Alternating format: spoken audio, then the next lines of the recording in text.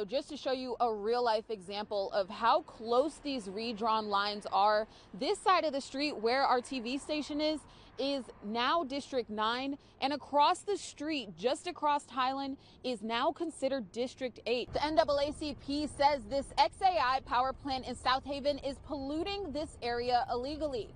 But the Department of Defense says curbing that pollution could be a threat to national security. Fox 13 asked Mayor Lee Harris live on Good Morning Memphis about recent budget problems for the county, including commissioners approving $43 million in emergency funds last month. Federal prosecutors say Tammy Sawyer used more than $40,000 of public funds for private use. In March, Space XAI used more than 24 million gallons of water, and Space XAI has paid a lower rate than what you and I pay for our MLGW service. In response to all those requests, the DA released one 8-minute clip from a single officer's camera. Officers say she took that ambulance from here in Memphis and led them on a chase across that bridge into Arkansas. After making multiple phone calls to multiple local agencies about Mark Taylor's case, we found out moments ago he was released from custody at 201 Poplar. Now, the full audit is expected to be complete by this summer, and at that time, Mumpower says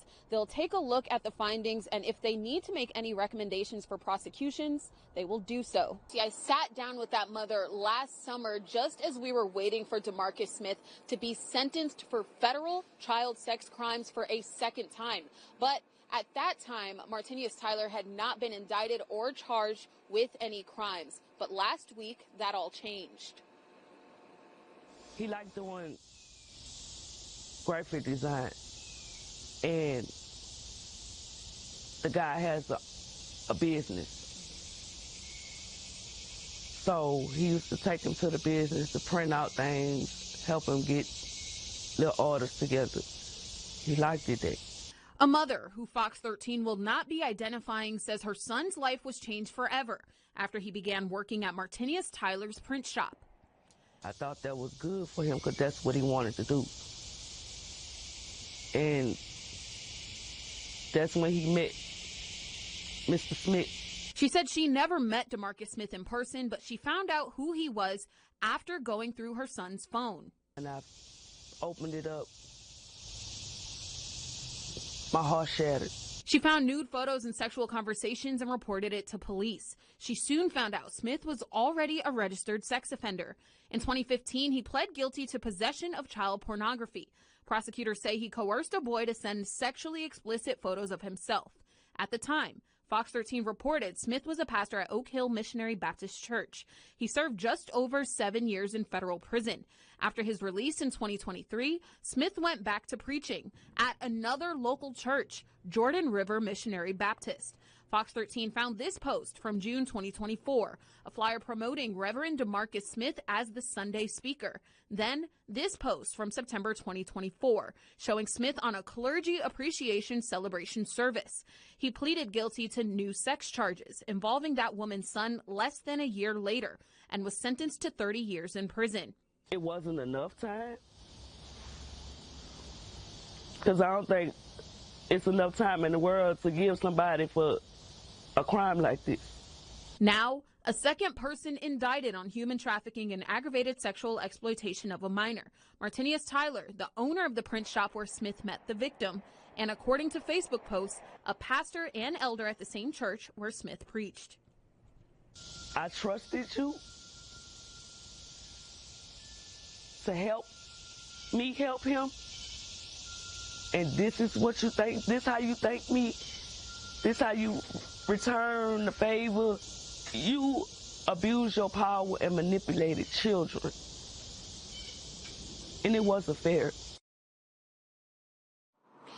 Tyler was officially indicted last week and taken into custody over the weekend. He's currently in jail with a bail amount of $200,000. Darcy. Kayla, you found out this wasn't just about sexual harassment. Yeah, Daryl, there were also claims of intimidation and retaliation, as well as drug use and leaking confidential information. And it's all centered around the former major here at the West Memphis Police Department, Stacey Allen. No, you said sexual harassment, intimidation, and retaliation. and who's the complainant? Multiple. That's former West Memphis Police Major Stacey Allen talking to investigators as they questioned him about a complaint filed against him. He told investigators he started with the department in 2007 and had a strong reaction to yet another complaint. Third damn time. Documents and audio files obtained by Fox 13 show Allen had a total of 15 charges against him. The complaints range from sexual comments to women who worked in the police department or recently left the department.